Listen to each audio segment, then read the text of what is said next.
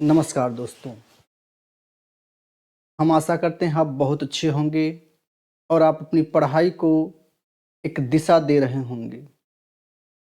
Psychology के इस अभियान में हम लोग आज हार्वर्ड गार्डनर को देखेंगे। हार्वर्ड गार्डनर एक ऐसे मनोवैज्ञानिक हैं जिन्होंने बुद्धि के बारे में कहा कि बुद्धि एक नहीं होती है, बुद्धि अनेक विशेषताओं से मिलकर बनी होती है। इसीलिए इनके सिद्धांत को एकाधिक बुद्धि सिद्धांत भी कहा जाता है। दोस्तों, हार्वर्ड गार्डनर एक ऐसे मनोवैज्ञानिक हैं जो जी कारक को नहीं मानते। जी कारक को नहीं मानते। इन्होंने कहा जी कारक नहीं होता, बुद्धि सब में क्या होती है? समान होती है। हाँ, लेकिन बुद्धि के कई प्रकार होते हैं। हर व्यक्ति में कोई ना कोई एक विशेषता होती है। प्रारंभ में इन्होंने बुद्धि के केवल 7 प्रकार ही बताए थे, लेकिन बाद में उन्होंने 8वां और 9वां बुद्धि का प्रकार जोड़ा। आइए इनके बारे में हम लोग देखते हैं कि हार्वर्ड गार्डनर के सिद्धांत के बारे में पहले देखते हैं। इनके सिद्धांत को हम किन किन नामों से जानते हैं? पहला, एकाधिक बुद्धि सिद्धांत, बहुआयामी बुद्धि सिद्धांत, बहुबुद्धि सिद्धांत और विविध बुद्धि सिद्धांत। इनके ये अन्य नाम हैं। प्रायः कई बार यहां से प्रश्न पूछ लेता है और वो हमारी परेशानी का कारण बनता है। आइए इनके बारे में और जानकारी लेते हैं। महत्वपूर्ण तथ्य में हम देखते हैं कि इन्होंने अपना सिद्धांत 1983 में दिया और इनकी पुस्तक का नाम है frames of mind. Frames of mind में ही इन्होंने पहली बार इसका जिक्र किया कि बुद्धि एक नहीं एकाधिक है। The theory of multiple intelligence, the theory of multiple intelligence के बारे में इन्होंने चर्चा करा। 1983 की बात करें, फ्रेम्स ऑफ माइंड में इन्होंने बुद्धि के केवल 7 प्रकार ही बताए थे। बुद्धि के कितने प्रकार बताए थे? 7 प्रकार बताए थे। इन्होंने 1988 में 8वां प्रकार जोड़ा था। 9वें प्रकार की बात करें तो 2000 में इन्होंने 9वां प्रकार जोड़ा था। आइए दोस्तों, क्रम वाइज एक एक बुद्धि के प्रकार को हम देखते हैं। प्रायः परीक्षाओं में पूछ लेता है कि कौन सा व्यक्ति किस बुद्धि के प्रकार में आता है। क्योंकि ठंडी बहुत ज़्यादा है इसलिए देख रहे हैं और थोड़ा तबीयत भी ठीक नहीं चल रहा है इस समय, इसलिए वीडियो हम प्रॉपर तरीके से साइकोलॉजी का नहीं चला पा रहे हैं, इसका हमें खेद है। लेकिन उतने सेलेक्टेड वीडियो हम आपको दे देंगे जिससे कि CTET, DSSB और आने वाली परीक्षा में आपको बहुत दिक्कत नहीं होगा। इनके विचार की अगर हम बात करें तो इन्होंने जी कारक को नहीं माना है, अभी हमने आपको पहले ही बताया। और उन्होंने कहा कि बुद्धि जुड़ी नहीं होती है, बुद्धि स्वतंत्र होती है। इन्होंने बुद्धि को स्वतंत्र कहा, ये एक बहुत बड़ी बात है दोस्तों। ठीक, यह सिद्धांत पाठ्यक्रम निर्माण, हार्वर्ड गार्डनर का जो एकाधिक बुद्धि सिद्धांत है, अगर आप देखते हैं कि बच्चे अन्य अन्य प्रकार के होते हैं और बच्चों के सभी बुद्धि के प्रकार से ही हमें पाठ्यक्रम का निर्माण करना चाहिए। कोई बच्चा गणित में बहुत अच्छा है, कोई आर्ट में बहुत अच्छा है, कोई साहित्य में बहुत अच्छा है। तो हार्वर्ड गार्डनर का जो सिद्धांत है वह पाठ्यक्रम निर्माण में और निर्देशन में काफी महत्वपूर्ण योगदान देता है, माना जाता है। ठीक है, भूमिका निभाता है। यह सिद्धांत विविधता को महत्व देता है। जैसा कि अभी हमने बताया, विविधता मतलब इस संसार में बहुत से प्रकार के बच्चे हैं और सब में अलग अलग विविधता होती है। ठीक है, और बुद्धि क्या होती है? स्वतंत्र होती है। आइए अब हम प्रकार में पहले प्रकार के बारे में आज चर्चा करेंगे। अभी पहले प्रकार को ये भाषाई बुद्धि कहा, इन्होंने शाब्दिक बुद्धि कहा, उसी को वाक बुद्धि भी कहते हैं। क्या कहते हैं? वाक या लैंग्विस्टिक इंटेलिजेंस कहते हैं। वाक बुद्धि क्या है? ऐसा व्यक्ति जो अपनी भाषा के माध्यम से, लेखनी के माध्यम से, साहित्य के माध्यम से, शब्दों के माध्यम से, अपने विचारों के माध्यम से अगर वो प्रभावित करता है या उसमें वो आगे है, तो ऐसे व्यक्ति को भाषाई बुद्धि का हम मानते हैं। देखते हैं भाषाओं के विभिन्न रूपों में समझ, वो भाषा को कैसे समझ ले रहा है। आप कुछ भी बोल रहे हैं उसका वो सार गर्भित अर्थ निकाल ले रहा है, वह उस भाषा की व्याख्या कर ले रहा है, वो बोल ले रहा है, व्यक्त कर रहा है। अर्थात जो भाषा के प्रति क्या हो, संवेदनशील हो, वो कौन सी बुद्धि में आएंगे, भाषाई बुद्धि में आएंगे। इसमें कौन कौन आता है, अनुवादक, लेखक। अनुवादक मतलब ट्रांसलेटर, लेखक, कवि, व्याख्याता। व्याख्याता से मतलब अध्यापक।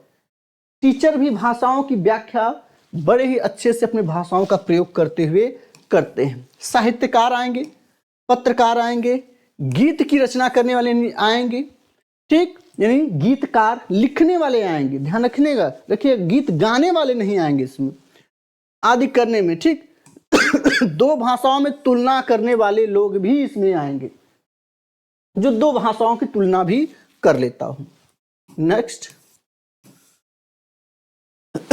सॉरी पानी पी के माते, 1 मिनट।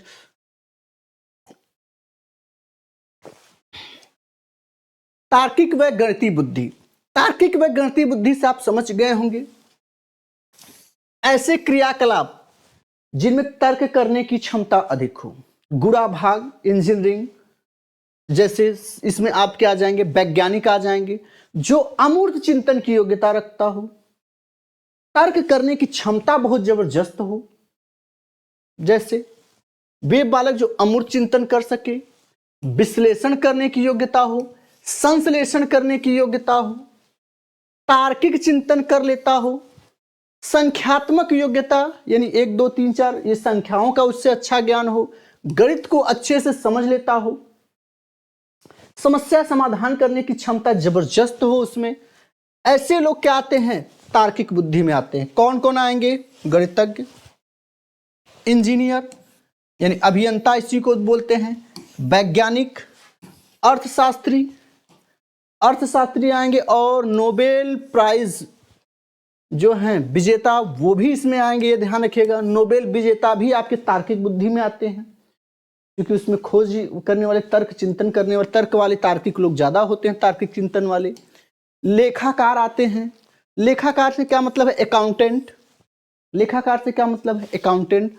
और दार्शनिक भी आते हैं, हालांकि दार्शनिक कई में आते हैं, लेकिन इसमें भी आते हैं, इसमें भी आते हैं, ये ध्यान रखिएगा। संगीतात्मक बुद्धि। चलिए संगीतात्मक बुद्धि के बारे में हम देखते हैं। म्यूजिकल। म्यूजिकल का मतलब क्या है, जो संगीत की दुनिया में महारत हासिल करा हो, संगीत लिखता हो, संगीत बोलता हो, गाता हो, संगीत के क्षेत्र में वो जो भी हो, जिसमें लय, धुन, ताल का समावेश हो, पाया जाता है, सभी लोग आ जाते हैं। जैसे देखिए, धुन, लय, ताल, गान, वाद वाले गुण जिसमें होता है, जिन बालकों में होता है, वो सब इसमें आ जाते हैं। अर्थात गायककार, संगीतकार, बांसुरी वादक, बांसुरी मतलब फ्लूट, सारंगी वादक, तबला वादक, हारमोनिया वादक, हारमोनिया वादक आदि जितने वादक हैं इसमें आ जाएंगे। वादक यानी बजाने वाले, बजाने वाले। जैसे कहते अलगोजा, अलगोजा जो बजाते हैं वो भी क्या आ जाएंगे, संगीतज्ञ में। तुरही या पुपली जो बजाते हैं वो भी इसमें आ जाएंगे। जैसे तानसेन, भीमसेन, AR रहमान, लता मंगेशकर, अरिजीत सिंह, सोनू निगम, अरिजीत सिंह और सोनू निगम, ये जितने भी हैं ये सब इसमें आ जाएंगे। आपसे पूछ देगा हरिप्रसाद चौरसिया किस में आएंगे, हरिप्रसाद चौरसिया किस में आएंगे, अल्लाह रखा का किस में आएंगे, तबला वादक हैं, तो ये सब इसमें आ जाएंगे। अब बात करते हैं स्थानिक बुद्धि। स्थानिक बुद्धि में अगर हम देखें तो जिनको स्थानों का या दिशाओं का, इसीलिए इसको दैशिक कहा गया, स्थानात्मक या स्थानिक कहा गया, जिनको स्थानों का, दिशाओं का बड़ा अच्छा ज्ञान हो। जैसे नाविक हो गए, वायुयान उड़ाने वाले हो गए, ड्राइवर हो गए, पायलट हो गए, दिशाओं का बड़ा अच्छा उनको ज्ञान होता है, वो सब लोग इसमें आ जाएंगे। जैसे जिनमें दृश्य बिंब वाले, प्रतिरूप निर्माण करने की क्षमता जिनमें हो, स्थानिक बुद्धि यानी स्थानों के बारे में अच्छा जानते हो, दृश्यात्मक योग्यता हो, एक बार दृश्य को देख लिया, उसका निरूपण कर लिया। प्रत्यक्षीकरण की योग्यता हो, मानसिक प्रतिबिंब या छाया बिंब बनाने की योग्यता हो। आप खड़े होइए और वो आपका पूरा का पूरा चित्र बना देंगे। इमेजिनेशन, निरूपण करने की योग्यता बड़ी अच्छी पाई जाती है दोस्तों इनमें। इसलिए कौन सी बुद्धि के हैं ये? स्थानिक बुद्धि। इसमें ड्राइवर, शतरंज का खिलाड़ी, ध्यान रखिए यहाँ खिलाड़ी शब्द जुड़ा है, आपको लगेगा कि खिलाड़ी तो इसमें आएंगे नहीं, लेकिन जो शतरंज का जो खेल होता है दोस्तों, उसमें स्थान का बड़ा महत्व होता है कि घोड़ा को कहाँ ले जाना है, हाथी को कहाँ ले जाना है। स्थान का बड़ा महत्व होता है। सभी खिलाड़ी इसमें तो नहीं आएंगे, लेकिन शतरंज के खिलाड़ी दोस्तों स्थानिक में आएंगे, ये आपको याद रखना है। अंतरिक्ष यात्री आएंगे, जितने भी चित्रकार हैं, नाविक हैं, पायलट हैं, डिजाइनर हैं, मूर्तिकार हैं, शिल्पकार हैं, वास्तुकार हैं, मानचित्रकार हैं, सर्वेक्षक हैं, नौ संचालक हैं, भाई नौ संचालक, वायुयान, सब जितने ड्राइवर टाइप के हैं, जो दिशाओं का बड़ा अच्छा जिनको ज्ञान होता है, वो सब आपके स्थानिक बुद्धि में आएंगे। नेक्स्ट बात करते हैं शारीरिक गतिक बुद्धि। शारीरिक गतिक बुद्धि में ऐसे क्रियाकलाप जिनको शरीर पर कमांड हो, अपने शरीर से वो कार्य को ज्यादा रूप देते हैं, जैसे शरीर का लचीलापन की योग्यता हो, शारीरिक संचालन में कुशल हो, जैसे खिलाड़ी, जितने प्रकार के खिलाड़ी हैं, नर्तक अच्छी अच्छी कलाओं से डांस कर लेते हैं, फिल्म अभिनेता आ जाएंगे, स्टैंड करना, कूदना, उछलना, एक्टिविटी करना। शल्य चिकित्सक, उनके हाथों पर, उनकी उंगलियों पर इतना पता चला पेट चीरना है आपका, यहाँ फाड़ना है, इतना चीरा लगाना है और फाड़ दिए इतना, तो भी दिक्कत हो जाएगा, इसलिए शल्य चिकित्सक आ जाएंगे। धावक, पुलिस, ध्यान रखिएगा पुलिस भी इसमें आएंगे, जिम्नास्टिक करने वाले भी इसमें आएंगे। ये क्या है? शारीरिक गतिक बुद्धि वाले लोग हैं। नेक्स्ट, अंतर व्यक्तिगत या व्यक्तिगत अन्य या अंतर वैयक्तिक, यानी इंटरपर्सनल। ध्यान रखिएगा मोस्ट इंपॉर्टेंट बिंदु है ये मोस्ट इंपॉर्टेंट बिंदु है। इंटरपर्सनल का क्या मतलब होता है कि जो दूसरों की भावना को बड़े अच्छे से समझ जाए, दूसरे के सुख दुख को समझ जाए, सामने वाला आपसे क्या उम्मीद रखता है वो आप समझ जाएं, उसकी भाव भंगिमा को देखकर आप समझ जाएं, वही क्या है आपका अंतर वैयक्तिक है। व्यक्तिगत है या व्यक्तिगत अन्य है या अंतर वैयक्तिक है, ठीक। जो दूसरों के भाव, सुख दुख, दर्द, संवेदना को समझता है, महसूस करता है, वो सभी अंतर वैयक्तिक बुद्धि के अंतर्गत आते हैं। जैसे एक मनोवैज्ञानिक, आप एक मनोवैज्ञानिक के पास चले जाइए, आप अपनी समस्याओं को बताइए, वो आपकी समस्याओं को आधा ही बताएंगे, वो समझ जाएंगे। डॉक्टर थोड़ा सा बताते हैं, वो समझ जाते हैं। अध्यापक भी उसी में आते हैं कि आपकी समस्याओं को समझते हुए वो आगे बढ़ते हैं। नेता, नरेंद्र मोदी जी को देख लीजिए, वो उन्हें पता है कि उन्हें आपको कैसे मोहना है, क्या करना है। विक्रेता भी इसमें आएंगे। विक्रेता का एक प्रबल उदाहरण हमारे नजदीक में है। हम यूपी के जौनपुर से हैं, रिकॉर्डिंग कर रहे हैं इस समय। हमारे यहाँ एक राजेशन ब्रदर्स विक्रेता हैं, उनका एक लड़का है हैप्पी, वो इतने अच्छे तरीके से ग्राहक को मेंटेन करता है कि हम आपको क्या बताएं। अगर आपको लगता है कि हमें ये चीज नहीं चाहिए और कहते हैं हम जा रहे हैं, वो काउंटर से लड़का उठता है और जाता है और आपको चीज पसंद करा के, आपको क्या चाहिए वो आपकी मानसिकता को बड़े अच्छे से समझ लेता है लड़का, और आपको वो चीज दिला देता है, आप खुश हो जाते हैं। तो विक्रेता भी आपके मनोभाव को समझ जाते हैं कि आपको कैसी चीजें चाहिए, आप क्या लेने आए हैं, ठीक। तो विक्रेता हो गए। परामर्शदाता, आप जब कभी समस्या में होते हैं तो परामर्श के लिए किसी के पास जाते हैं, तो जो अच्छे परामर्शदाता होते हैं वो आपको अच्छी राय और अच्छा परामर्श देते हैं, ठीक। अगला है 7वां,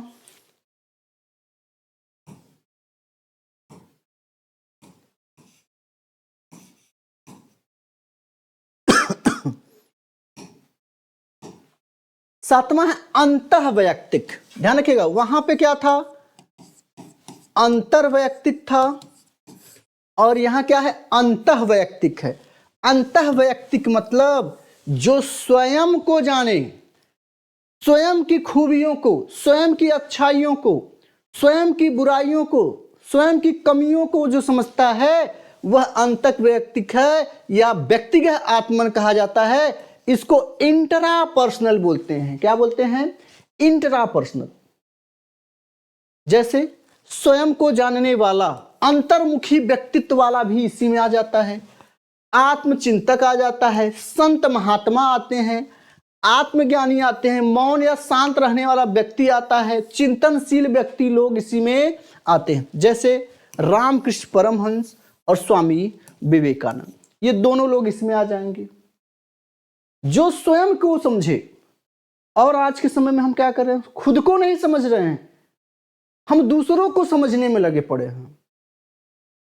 हम अपनी कमियों को, अपनी समस्याओं को नहीं समझ रहे हैं, हम दूसरों को समझ रहे हैं। आठवां इन्होंने बाद में जोड़ा, ठीक है दोस्तों, आठवां इन्होंने बाद में जोड़ा, जिसका इन्होंने नाम क्या दिया, प्राकृतिक बुद्धि। यानी जो नेचुरल हो, नेचुरलिस्टिक हो, जो प्रकृति के प्रति संवेदनशील हो, जो प्रकृति के बारे में अच्छे से जानता हो, प्रकृति के संदेशों को समझता हो, प्रकृति की हलचल को समझता हो। जैसे प्रकृति के प्रति संवेदनशील, पशु पक्षी और वातावरण के प्रति संवेदनशील। जैसे उसमें फोटोग्राफर, समुद्र की अंदर की जानकारी रखने वाले लोग आते हैं।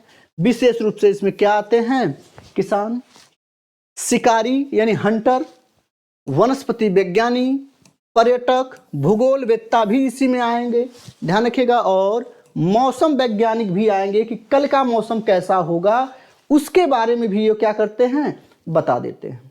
उसके बारे में भी ये क्या करते हैं, बता देते हैं। अंतिम बुद्धि के बारे में हम लोग देखेंगे।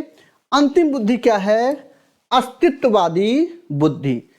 अस्तित्ववादी बुद्धि का प्रमुख कार्य क्या है कि ये जीवन के बारे में सोचते हैं कि हम पैदा ही क्यों हुए, और अगर हम पैदा हो गए तो मरने के बाद हम जाते कहां, हमारा जन्म क्यों हुआ है,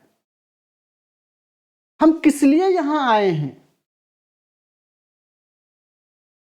जीवन के वास्तविकता के बारे में जानना, मानव जीवन के रहस्यों को जानना, जिंदगी क्या है, मृत्यु क्या है, मरने के बाद आत्मा कहां जाती है, हम जन्म ही क्यों लेते हैं, वास्तव में व्यक्ति जन्म क्यों लेता है, मृत्यु क्या है, ये न सोचकर हम दूसरे सामाजिक क्रियाकलापों में और वासनाओं में, भोग विलास सुख में क्या है, डूब जाते हैं।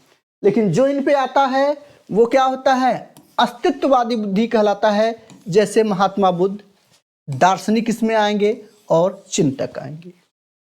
ठीक, इसमें एक नोट है कि जो ये भाषाई बुद्धि है और तार्किक बुद्धि का संबंध विद्यालयी शिक्षा से ज्यादा जोड़ा गया, क्योंकि भाषा सीखना विद्यालय में, भाषा और तर्क, गणित, विज्ञान भी हम सीखते हैं।